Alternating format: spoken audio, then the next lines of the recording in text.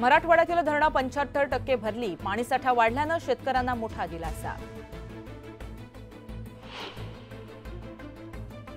अहमदनगरची सर्व धरणं भरली, जायकवाडी आणि गंगापूर धरणातील पाणीसाठा 100च्या जवळ, अनेक धरणांमधून पाण्याचा विसर्ग। अटल सेतूवरील यंत्रणा आयटीएमएस प्रणालीसाठी अकार्यक्षम, परिवहन विभागाच्या चाचपणीत निष्पन्न।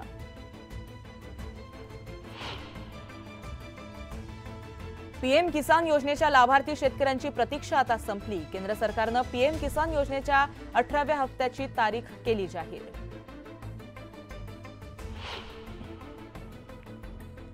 बासमतीच नव्हे तर आता इतर तांदूळही करता येणार निर्यात, निर्यातावरील निर्बंध हटवले। राज्यातील बाजार समितीमध्ये सोयाबीनची आवक वाढली, आवक वाढल्यानंतर सर्वसाधारण 4325 रुपयांचा भाव।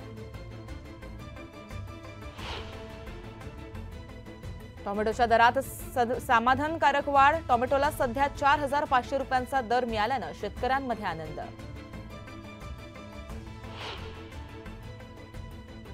सोलापुरात लाल कांद्याची आवक वाढली, उन्हाळी कांद्याला 3200 रुपयांपासून ते 4300 रुपयांपर्यंत सरासरी दर।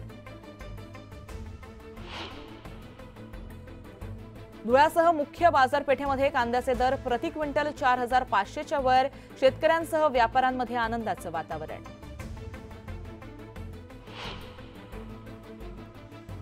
आणि लातूरमध्ये काळ्या उडीदाची सर्वाधिक आवक, सर्वसाधारण 5000 क्विंटलची आवक झाल्यानंतर काळ्या उडीदाला 6000चा भाव।